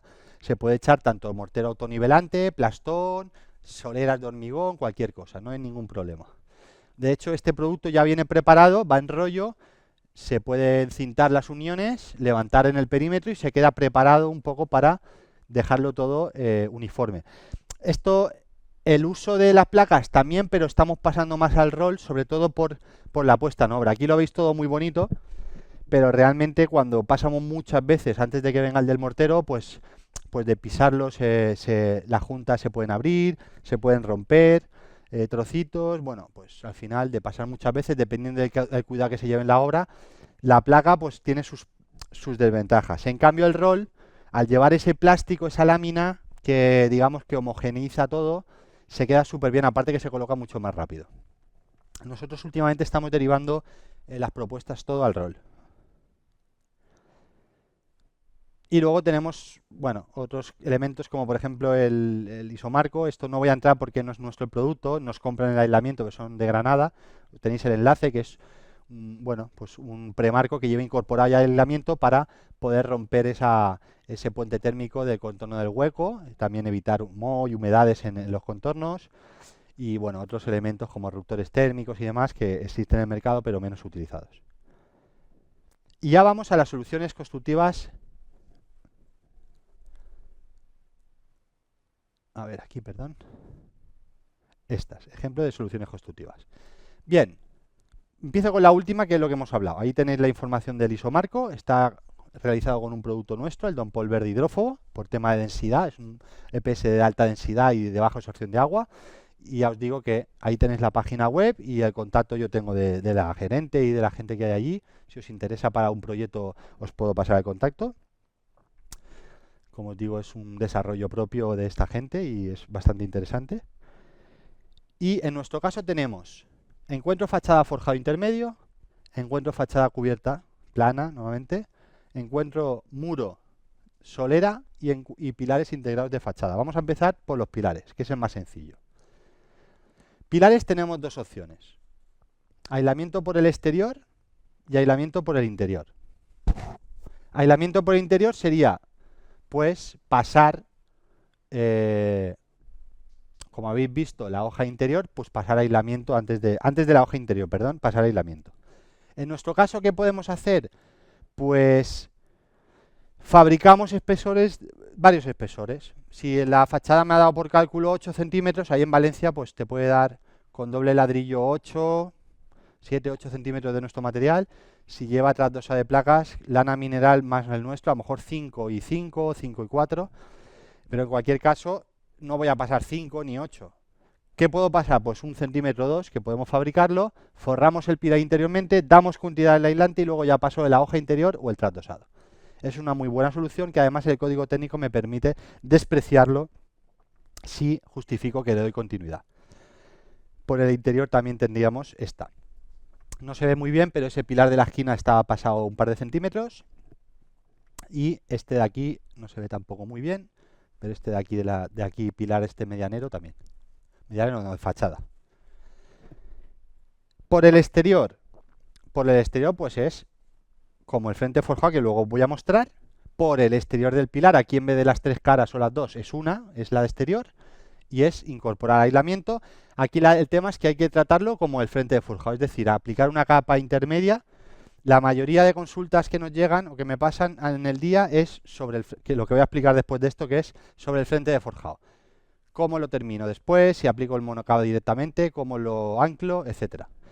Luego profundizaré, aquí dejo un detalle, que es si el aislamiento se coloca por el exterior, previo al acabado final, al revestimiento final, da igual cual sea, es recomendable poner en la capa base del mortero, del SATE, perdón, capa base de los SATE, me da igual la marca, luego os puedo decir alguno que tenga de confianza, pero realmente la marca no es lo importante es el mortero, que es la base de los SATE, con su malla, y después de eso ya acabar con el acabado final. Os pongo algunas fotos de obra de esta solución. Sería, por ejemplo, esta. Una vez esto endurecido, por cierto, eso ya pasa a ser resistente al agua, por lo menos en vertical. Es resistente al fuego clase B, que es lo que me exige el código técnico. Bueno, resistencia al golpe también. Es un mortero de medio centímetro, 6 milímetros. Y bueno, más cosas. Y este mortero está protegiendo el material. Y está sirviendo de base para lo que venga después. Con lo cual, lo suyo, si va un monocapa, por ejemplo, un enfoscado pintado luego, va sobre esto a aplicar el monocapa, no sobre el nuestro de arriba. ¿Veis la diferencia? Sobre este. Y la junta quizás exagerarla y tirárselo más para allá para resolverla bien. Esa solución es óptima. Dentro de que es una solución intermedia, porque ya hemos visto que el puente térmico no se termina de resolver bien, pero bueno, es algo intermedio, con el SATI, digamos, se le da más continuidad, pero si quiero hacerlo por fuera, hay que hacerlo así, o se debería hacer así. Y luego el frente de forjado es exactamente lo mismo, pero en horizontal. ¿Cuál es la diferencia?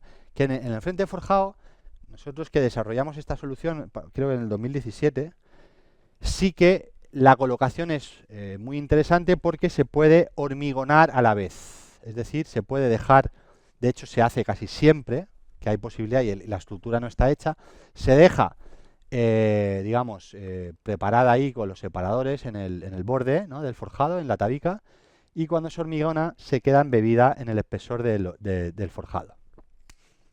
Así. Claro, así no dependemos de la instalación. Dos preguntas, ahora las vemos. De la instalación, de si lo he pegado mejor, lo he clavado, si la junta no me cuadra, así se queda totalmente fundido con el hormigón y queda muy bien. De hecho, pensar que nosotros fabricamos, lo lleva otro compañero, pero bovedilla, casetón y elementos para incluir en el hormigón reservas, recrecidos, y el EPS con el hormigón se lleva muy bien, pues porque lo que hemos hablado es poroso, adhiere bien, pesa poco, tiene buenas resistencias mecánicas, con lo cual está contrastado. Y digamos que se quedaría así, todos los forjados aislados. Esta solución yo la veo muchísimo por la calle cuando voy. Veo edificios en fase de estructura y muchos de ellos ya llevan nuestra solución.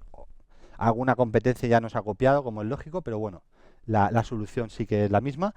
Y cuando los edificios ya están terminados, o sea, perdón, la estructura está hecha, o estructura ya de hace años como esta, Claro, aquí se puede tratar como un SAT. Pues si no nos fiamos, pues ponemos poner el mortero base y anclaje mecánico, pues uno cada metro, uno en la junta, estos son placas de 2 metros, pues uno en la junta y uno en medio, y ya está. Pero bueno, independientemente a que lleve el anclaje, lo suyo es luego, y lo más importante, esa capa base sobre nuestro aislamiento que te proteja nuestro aislamiento y que te sirva de base para el revestimiento exterior. ¿Vamos con la pregunta?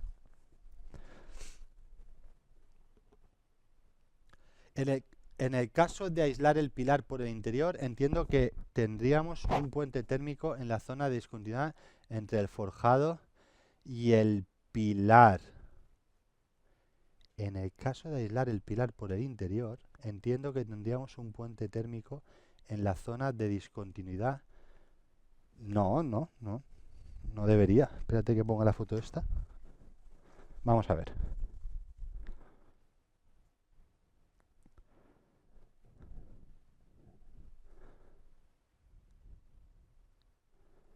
Bueno, podemos poner la de la Passive House, que esa está clara, porque ahí no hay puentes térmicos. Vamos a ver. De hecho, ahí se hizo un blower door con la hermeticidad sobre nuestro material y dio un resultado muy bueno, con lo cual había continuidad de la hermeticidad y por tanto del aislamiento. Eso estaba en el SATI, ¿no? Creo que sí. A ver, en el SATI, en el otro apartado. A ver, vamos a ver. Estaba aquí. Aquí. Fotos. Aquí. No. Bueno, vamos a suponer que hay un pilar. Que aquí no lo veo. O está embutido. Pero vamos a suponer que hay un pilar de esquina. Yo paso 2 centímetros y se queda forrado. No hay puente térmico. Se puede forrar interiormente y no hay puente térmico. No sé exactamente a qué se refiere. Bueno, creo que es Inés. Si quieres que comentemos algo más de eso, en principio yo no veo puente térmico si se forra interiormente desde arriba hasta abajo y se une con el del suelo y el del techo. No lo veo. Pero bueno, puedes comentar cualquier duda de esto. ¿Qué mortero es? Mortero base de los sistemas SATE. Ahora lo comento un poco más. Y en cuanto a las características de resistencia al fuego, ¿cuáles son? Todo el EPS con grafito es clase E. Por tanto, es su uso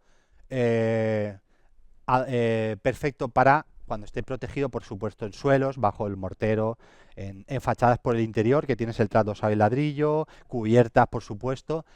El único caso particular donde el aislamiento en este momento no cumple por sí solo es en fachadas ventiladas. ¿Por qué? Porque está expuesto. También estamos trabajando en incorporar una lámina con una clase de reacción al fuego B, que es lo que nos haría cumplir en fachadas ventiladas. Estamos viendo resolver las uniones y demás, pero eso queda ahí. Claro, el tema del fuego, ahora mismo hay una guerra bastante grande con el poliestireno. Algún fabricante de lana aprovechó lo del incendio de Valencia, que ni había poliestireno, ni fue culpa del aislamiento lo del incendio, pero bueno, lo aprovechó empresarialmente creo que bien, ¿no? Porque aprovecharon sus cartas y han hecho una guerra contra el poliestireno. Pero al final el sentido común lleva al sitio. El EPS es mejor para utilizar con elementos húmedos. En Europa se lleva utilizando muchos años. Empezó en Alemania con el BASF, fabricante de materia prima. Se comporta mejor, no le afecta la humedad, no le afecta la intemperie. Bueno, es mucho más estable para colocar en algunas aplicaciones, con lo cual todo llegará al sitio. Pero efectivamente hay situaciones como fachadas de ventiladas donde nuestro material no se puede colocar a fecha de hoy por código técnico, y en el sistema SATE pues hay que colocar el mortero. Cuando se coloca el mortero, que es obligatorio también, pasa a ser clase B, ¿vale? Pasa a ser clase B. ¿Por qué? Porque la capa de mortero del SATE, que lleva a lo mejor 5 o 6 milímetros con la malla, eso ya es clase B. Con lo cual lo que lleva detrás también se certifica o se estudia el elemento el revestimiento completo con el aislamiento. A ver si queda. Dice, vale, porque en este caso se utilizaría el forrado interior como si fuera un SATI, en caso de aislar el canto de forjado por el exterior. Ah, sí, por supuesto. Sí. Sí, correcto, sí, ya sé lo que quiere decir. En el caso efectivamente de aislar por el exterior, queda un pequeño puente térmico que, por cierto, se calcula, ¿no? Se calcula, se modeliza en TERM y se sale. Por eso decía yo que es algo intermedio.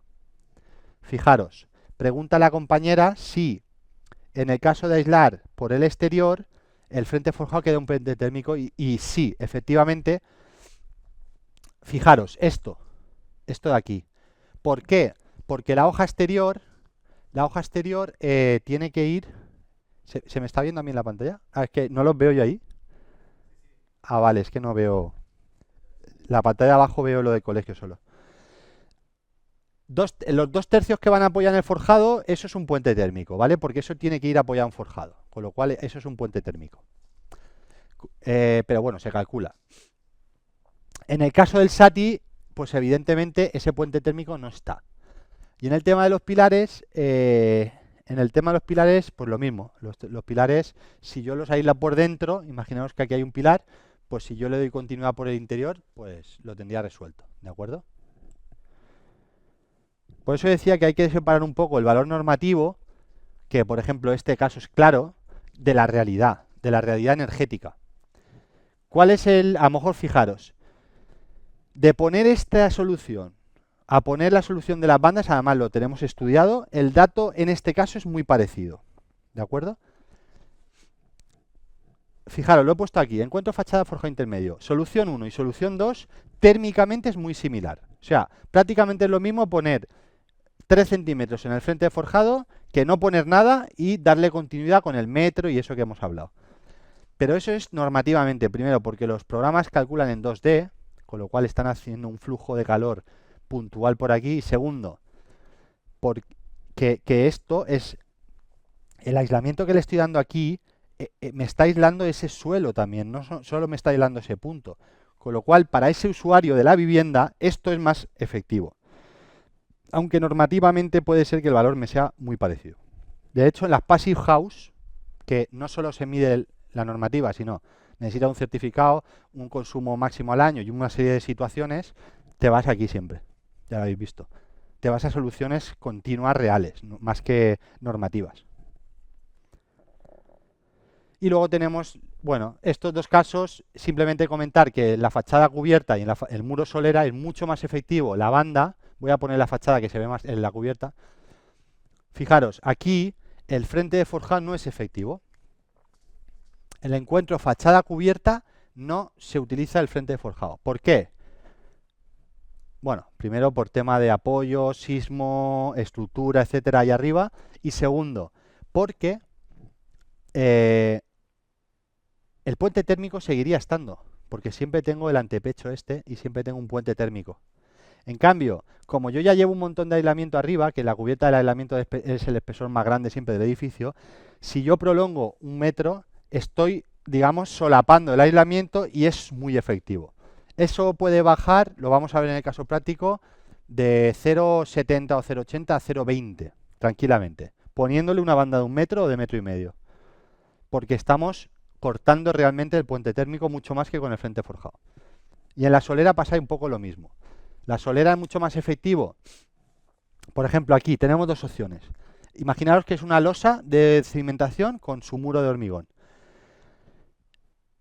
Yo aquí, por ejemplo, tengo la opción de aislar por bajo, que se hacía más antes, pero si yo aíslo por bajo, o sea, contra el terreno, que también puedo doblar el aislamiento, pero si aíslo solo por debajo, tengo todo el perímetro de la solera o de la losa con un puente térmico. Si lo aíslo por encima, bajo del recrecido, puedo unirlo con el muro si también le pongo aislamiento por el interior. Esta solución se está haciendo bastante, por ejemplo, en un muro en un sótano que sea habitable, ¿no? Que tenga alguna zona habitable, pues yo aíslo el muro por el interior, aíslo la solera o la losa por el interior y ya tiro tratosado y al final se me queda esa solución con un puente térmico muy pequeñito. Bien, y ya para terminar vamos a ver el caso práctico, por encima y muy rápido, que esto es muy simple, simplemente ver los valores. Esto es un caso de una vivienda unifamiliar donde es una vivienda real, ¿de acuerdo? Está ubicada en una zona climática, ahora os diré cuál, para que se vea más cercana de vuestra zona. Y el caso es, es una vivienda unifamiliar, ahora veremos un poco qué características, es aislada, evidentemente tiene más exposición de puentes térmicos que otra entre medianeras, por ejemplo, pero bueno, para el caso es que se vea si yo calculo con más o menos los parámetros, ventanas, cerramientos, todo bien, y no trato los puentes térmicos que no me cumple, y si los calculo y los meto y los corrijo, me cumple. Es una unifamiliar aislada, ubicación en Xàtiva, en zona C3, está a 100 y pico metros de altitud, si no recuerdo mal. Superficie útil habitable, esos metros, los cerramientos tal, superficie de huecos ahí, lo tenéis. U de vidrio y de hueco y de marco, están bien, pero vamos, que hay más bajos, ¿eh? Hay vidrios ahora, por ejemplo, marcos hay triple hueco, o sea, triple cámara de 0,60, 0,80, 0,90 hay de marcos, y vidrios por debajo de 1 también hay, ¿eh? Triple vidrio con argón hay de menos de 1, o sea que están bien, pero que tampoco son impensables.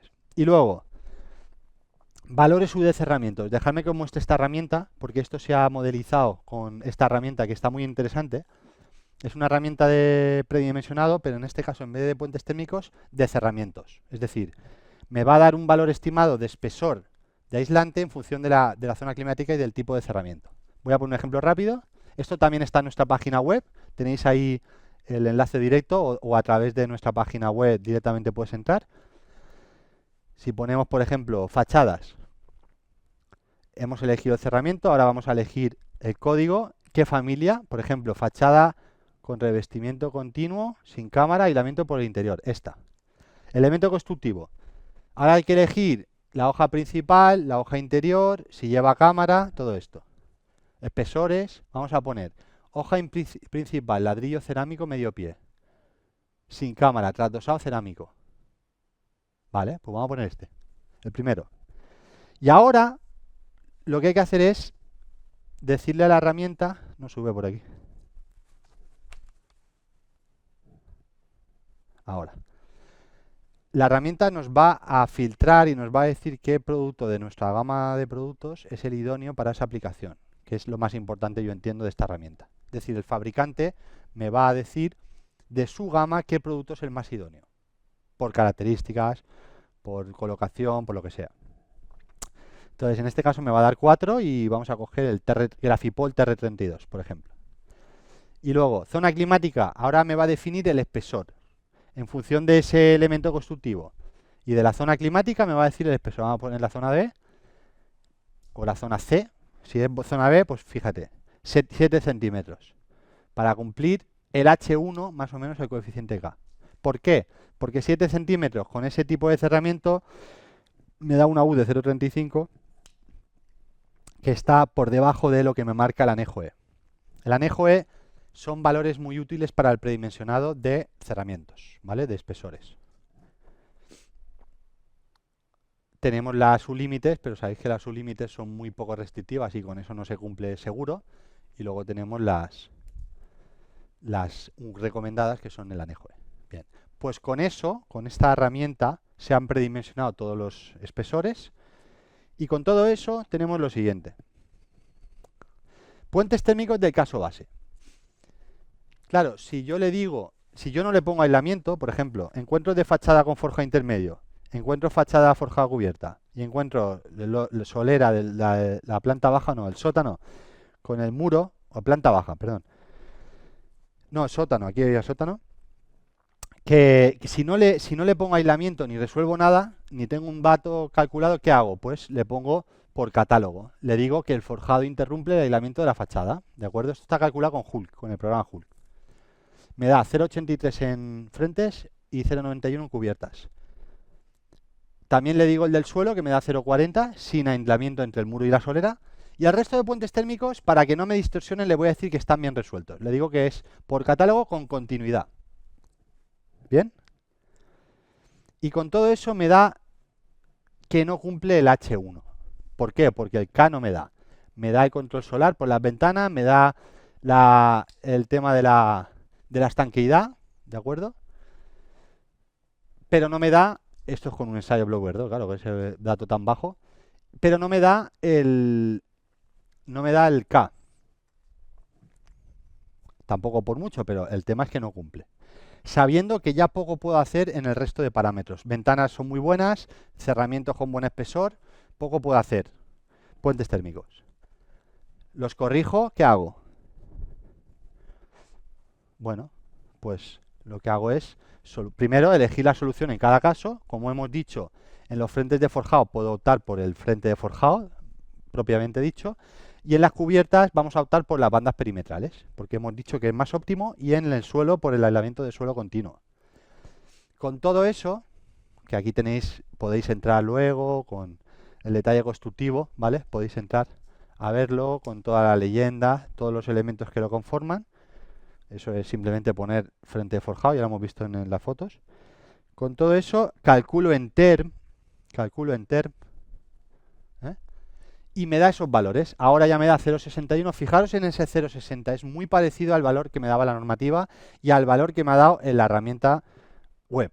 Con lo cual, estamos ahí. Sabemos que más o menos con ese tipo de solución, con un forjado de ese tipo y tal, me va a dar 0,60. Claro, no es que sea muy bueno, pero es que si no le pongo eso es casi 1. Es que es casi la mitad lo que me baje por ponerle 3 centímetros en un frente de forjado. Es mucho. Por eso se utiliza tanto. Por eso se ve tanto en los edificios, porque me ayuda a cumplir muchas veces. Luego, la cubierta no hay ninguna duda de que hay que poner la banda perimetral, es lo más efectivo. Fijaros cómo baja. Aquí tenemos una captura del cálculo. Tenemos las isotermas, tenemos los vectores de flujo y tenemos... Esto es lo que decía la compañera, el puente térmico ese que se refería. ¿Veis cómo va el flujo de calor por ahí? Pero bueno, ese es inevitable.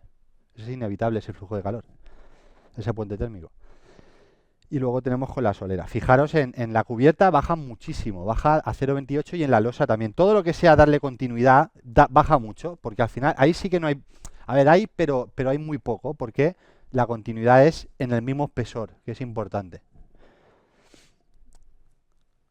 Y con esos valores vuelvo a calcular y me cumple. Ha bajado a 0,48. Este caso es bastante habitual.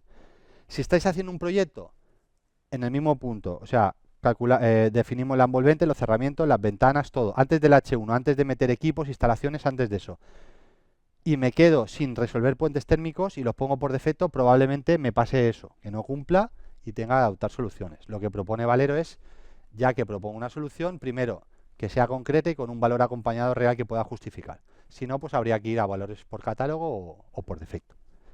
Aquí tenéis una herramienta del chico este, Óscar Redondo, que es muy interesante, que lo que hace es, tú metes un archivo, cargas un archivo que te genera el programa .res de Hulk y lo que te hace es desgranar y ver dónde está el problema.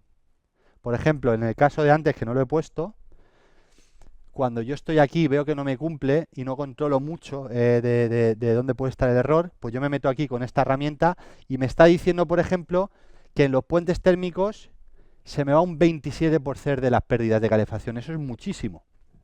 Eso es muchísimo. Claro, o sea, fijaros, tengo en paredes exteriores un 22% y en puentes térmicos 27%. Eso no puede ser. Cuando ya he corregido eso, me vengo aquí, vuelvo a meter el archivo y vemos que ha bajado a un 15%. Eso ya es más normal. Sabiendo que es una vivienda desfavorable para los puentes térmicos porque es aislada y tiene muchos metros. Pero 15% es razonable, 27% es un poco exagerado. De hecho, con el 15% ya cumple. Claro, es que las paredes tienen que tener más pérdidas, como es lógico, que el puente térmico, no puede ser al revés.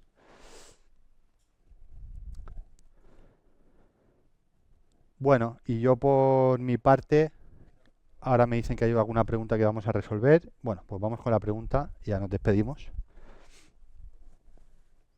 ¿La banda perimetral de aislamiento elimina el puente en caso de voladizos? Es que eliminar... A ver, no, mira, esta pregunta es buena. Porque más que eliminar, no se puede hacer otra cosa. No lo he dicho antes, se me ha pasado. En caso, esta solución, una de las pegas que tiene, ¿de acuerdo?, es que en caso de voladizos no se puede utilizar. Porque tiene que estar en el mismo plano. Si vuela, si hay un vuelo, ese borde del forjado, si lo aíslo no hago nada, porque estoy en el exterior. Entonces, ¿cómo aíslo eso? No puedo. Con un ruptor térmico, que es un elemento que he visto antes, pero eso aquí en España se ve muy poco, o le doy la continuidad. Por eso hay muchos edificios. Hace poco me pasaron un proyecto en la playa de San Juan, que estaba muy cerca del mar. Claro, tenía mucho ventana y mucho balcón. Entonces el frente forjado no era óptimo, porque la mitad de fachada no se le podía poner. ¿Qué hicieron? Por el interior. Entonces, creo que si la pregunta va un poco por ahí, es, en caso de voladizos, ¿qué solución debo de utilizar? Y indudablemente es esta, porque esa no hace nada. Y si lo elimina, eliminarlo nunca. Eliminarlo nunca. Pero reducirlo sí. Hay que ver cuánto necesito para cumplir mi proyecto. Ya depende del espesor que le quiera poner, de la longitud y demás. Eliminarlo, fijaros, ni el SATE, habéis visto que normativamente se puede considerar 0,10, lo elimina. ¿Por qué? Porque el SATE en la fachada va una transferencia de calor y en el forjado otra, aunque tenga el mismo cerramiento. O sea, siempre hay puente térmico. El caso es que sea lo mínimo o el valor más bajo posible. En este caso de balcones, efectivamente, no es válida esa solución, hay que irse a esta y lo reduce bastante. La verdad es que lo reduce bastante, hay que ver cada caso. Para Sati, ¿podrías indicar una barrera de vapor vuestra? ¿Cómo se fijáis ella para...? Qué buena. Esta sí porque, además lo estaba viendo la semana pasada. Barrera de vapor, fijaros lo que voy a comentar. Lo que pasa es que no tengo fotos aquí. Si me pudiera poner Víctor, es complicado, ¿no? Poner fotos... A ver, entra en tu organización, te voy a mostrar... Entra en tu organización y te voy a decir un apartado. Espera, sí, mira, voy a entrar un momento. Os voy a mostrar una obra que se está haciendo. A ver, está aquí. Un segundito. Eh,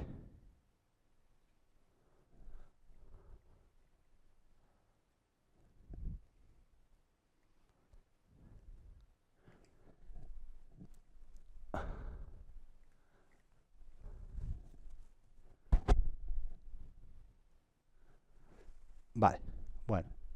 No tengo mejores, pero son más nuevas. Esta mañana me han enviado unas de la obra. Pero bueno, más o menos para que se vea más o menos. Vale, bueno. ¿Me puedes abrir el visualizador aquí, porfa? Vale. Nosotros no haría falta, es decir, nosotros la lámina que habéis visto antes en el suelo, que utilizamos para primero hacer el formato rollo, obviamente, y para echar el mortero, esta lámina que veis ahí, eso es una lámina compuesta por una especie de papel craft, no llega a ser papel craft, es un hidrocuero, con un polietileno, superficialmente. El polietileno actúa como barrera de vapor en ese espesor, ¿de acuerdo? Además es hermético, con lo cual para temas de Passive House es muy interesante. De hecho, el edificio que os voy a mostrar es Passive House. Entonces, si a nuestro Grafipol le incorporamos esa lámina, que podemos hacerlo, lo veis ahí en la imagen, para fachada sería estas placas, si se lo incorporamos, tenemos la barrera, esto es un ensayo blower door, 0,35 de nuestra solución. ¿Veis? Tenemos la fachada y tenemos, digamos, nuestro aislamiento con ese papel incorporado, con lo cual, fijaros, ya tendría resuelto la barrera de vapor, ¿de acuerdo? Porque esa lámina actúa, entre otras cosas, como barrera de vapor. En el suelo actúa como para recibir el mortero, porque es impermeable, es plástico, no absorbe agua, te resuelve las juntas, etcétera. Y en fachadas puede ser barrera de vapor, como comenta el compañero o la compañera, y puede ser también como hermeticidad para edificios de Passive House que necesito una línea de hermeticidad interior y necesito resolverla. Entonces, si quisierais prescribir o queréis información sobre un aislamiento de la fachada con barrera de vapor, contactar, ahí tenéis, al final os puse mi teléfono, mi correo, o escribís aquí al Grupo Valero, y estoy interesado para información sobre el Grafipol con barrera de vapor. No está puesto en la página web porque estamos en fase de desarrollo, lo hemos testado en varias obras y habéis visto que si el ensayo de Blower Door da esos valores, obviamente barrera de vapor, que aparte no es que lo digamos nosotros, es que el que nos vende, porque la lámina la compramos fuera, es polietileno, y el polietileno en ese espesor es una barrera contra el vapor, con lo cual ya lo tendría. Sería, digamos, incorporarlo aquí en fábrica y no en la obra. Vale, ¿dónde podríamos encontrar la presentación para consultar luego? No sé si la compañera del colegio, que se llamaba Víctor, Marga, si se lo pasamos a ella y os lo pasa o os enviamos un correo o un enlace de descarga, no lo sé, como nos diga, como la organización y las difusiones del colegio, lo que nos digan. Pero sabiendo, nosotros se lo decimos. Decimos, mira, las personas asistentes están interesados en la presentación. Pues les damos a lo mejor el enlace a ellos, a ella en este caso, con la descarga de las diapositivas y os las podréis descargar.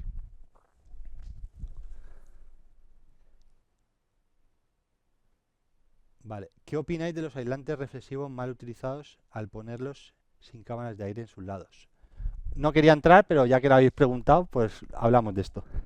No quería entrar porque al final suena que, bueno, este fabricante me está hablando de lo suyo y dice que el otro es malo. Tampoco es eso, ¿no? Entonces, se va a ver aquí. Lo voy a decir rápido. Vamos a ver. Además es una termografía que hice yo, con lo cual no tengo problema en que alguien me pregunte sobre esto. Bueno, vamos a ver. Efectivamente lo que comenta, vamos a leer bien la pregunta. La hace Luis.